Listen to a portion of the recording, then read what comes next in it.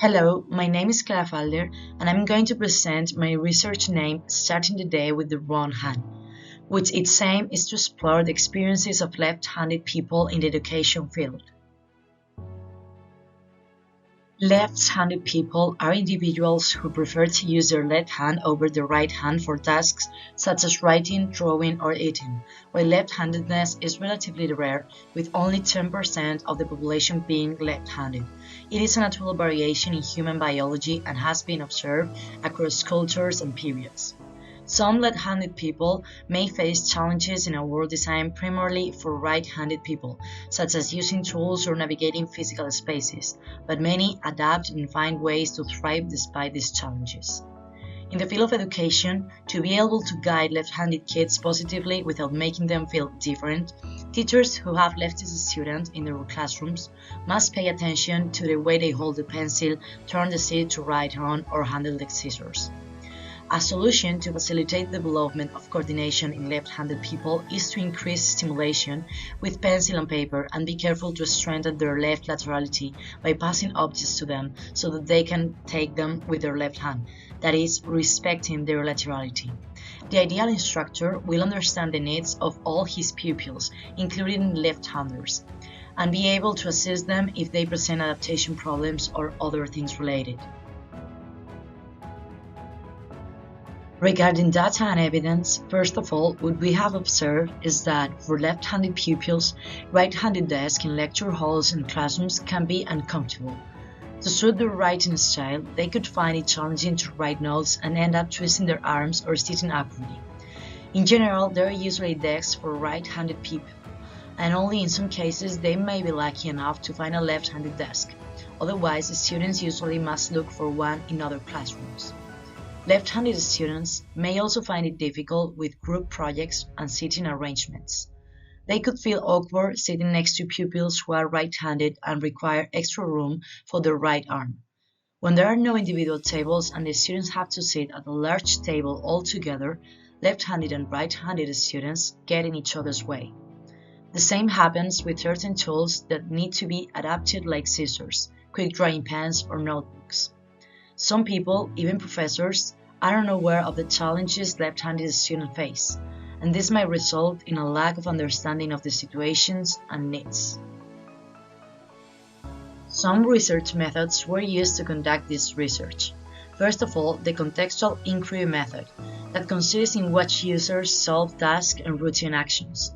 They will be questioned about their method of work, and this will allow the interviewer to determine some areas of improvement. Aspects that are not visible in a laboratory are appreciated, like the interaction with other people or the use of some objects in their natural environment. In second place, we have the observation method, and the most important is that one should observe while remaining as discreet as possible, always after having obtained the consent of the person observed.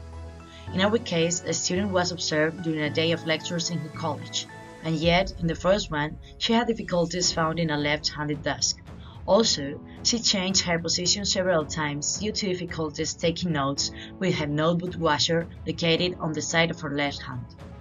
After that class, she attended a class where computers were necessary for its development, and she experienced trouble when writing numbers because she had to cross her left hand since the number box was on the right.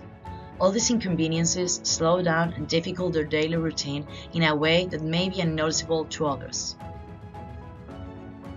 Then, the personal interview proposes questions like, do you feel excluded or do you feel your needs are forgotten because you are left-handed? At which she replied that usually teachers are more aware of it because obviously it's their work to ensure that children develop in a normal way, but in college some of them do not realize that some things do not depend on yourself.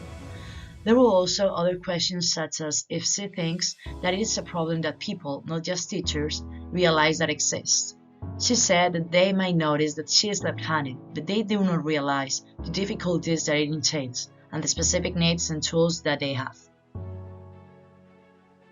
Finally, the survey and questionnaire consists in questions asked to right-handed people to raise opinion and awareness between them, and they are conscious that they have to use things differently than they, but they also highlight the advantages that it entails and that everyone has to learn to look for the good things in everything. Regarding the accommodation of left-handers in a social setting, they all at some point have offered the left-handed desk or scissors. Because one just have to think a little bit sometimes about the others, and with that little gesture, you just facilitate others' life. Create awareness campaigns could be a nice idea also, so acceptance and understanding can be spread among all the people who surround lefties in the education path. In summary, using these types of research methods, you are able to interact with people with this condition directly. You can understand much better and emphasize more deeply with their circumstances, and this is something that many people do not have the opportunity to do.